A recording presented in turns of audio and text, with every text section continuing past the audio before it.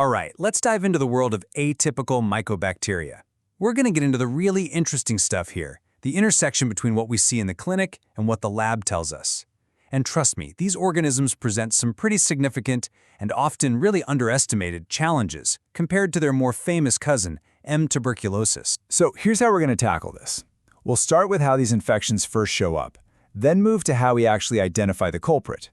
After that, we'll talk treatment, safety, and wrap it all up by putting the whole clinical picture together. Let's get started. First up, the clinical presentation. This is where the detective work begins, because infections from things like Mycobacterium Avium complex and Mycobacterium marinum are masters of disguise, often creating a ton of diagnostic confusion. So the first major hurdle is this clinical mimicry. You've got both MAC and M. marinum, which can look almost identical to tuberculosis, and you can see how that might send you down the wrong treatment path initially. Then you have these high-risk groups, like patients with cystic fibrosis. When you keep finding MAC in their samples, you have to make a really tough call. Is this just colonization, or is it a real pathogenic infection that's actually driving the disease? Getting that right is absolutely critical. Okay, so if they're such good mimics, how in the world do we tell them apart? For that, we have to leave the bedside and head over to the lab to see how these pretty elusive organisms are cornered and identified.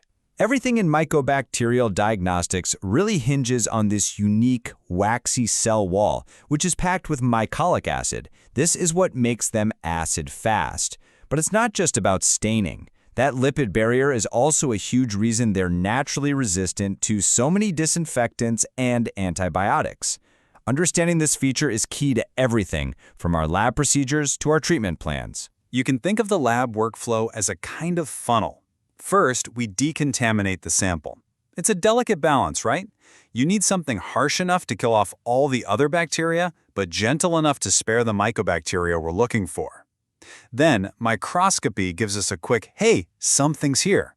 But it's the dual culture, on both solid and liquid media, that's really crucial for isolating these picky growers. And finally, to know exactly what we're dealing with, we turn to molecular methods for a definitive species ID. You can't plan treatment without it. Now this is where things get really cool. The MGIT system is a major leap forward for speeding up detection.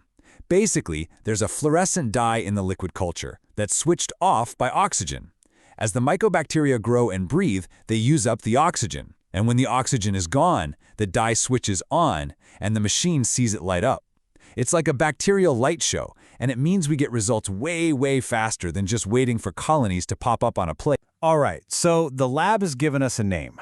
With that confirmed ID, we can shift our focus right back to the patient and figure out the best way to attack this infection. You know, with a lot of bacterial infections, we almost automatically run tests to see which antibiotics will work. But for these atypical mycobacteria, it's a much more thought-out decision. So the question is, when do we actually need to do it? We're selective about susceptibility testing for a very important reason. For a lot of these organisms, what we see in a test tube doesn't always predict what will happen in the patient. So we reserve testing for isolates that we know are causing real disease, especially for MAC infections where macrolide resistance is a game changer for the patient's outcome. We also do it if a patient isn't getting better on the standard treatment, because then we need to find a plan B. So for MAC lung disease, the standard playbook is built around a macrolide, like clarithromycin, combined with ambuthoxal and rifamycin. The whole point of using this multi-drug cocktail is to protect the macrolide. Why? Because if the bacteria become resistant to that one drug, treatment is very likely to fail. And these regimens are long. We're talking at least a year of therapy after the cultures turn negative.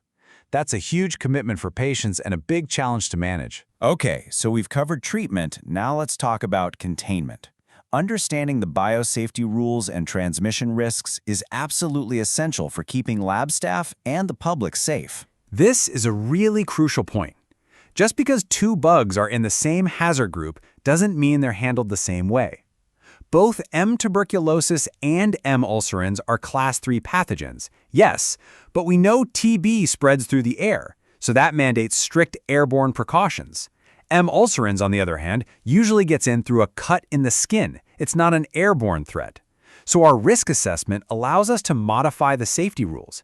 It's a perfect example of how biosafety has to be tailored to the specific bug, not just its general classification. Getting rid of the infection is just one piece of the puzzle. We also have to think about the long-term damage, which is especially important for patients who are already vulnerable. The biggest worry with pulmonary MAC infection is the progressive, irreversible lung damage it can cause. It's all driven by this low-grade, chronic inflammation that leads to fibrosis. I mean, think about a classic case. A patient comes in with vague symptoms, maybe some night sweats and a cough. A scan shows a few nodules. If you don't treat it, months or years later, that can progress to extensive cavitating lesions. The disease is so slow and sneaky that by the time you make a diagnosis, significant damage might already be done. So, to pull all this together, let's tackle a couple of key questions that really get to the heart of the challenges these organisms present. In a nutshell, if you keep isolating MAC from a patient with cystic fibrosis, it's a huge red flag. At that point, it's not just a bystander. It's considered evidence of a true pathogenic process, it meets the diagnostic criteria for NTM lung disease, and it's a clear signal to start long-term, multi-drug therapy to try and prevent any more lung damage. The difference in risk all comes down to their ecology and evolution. An organism like M. ulcerans is an environmental book. You get it from contaminated water or soil, usually through a break in your skin. It simply hasn't evolved the machinery to be effectively aerosolized and spread from person to person through the air, like M. tuberculosis has. That fundamental difference in how it's transmitted is exactly why we can adjust our safety protocols in the lab. And that really brings us to the main takeaway here.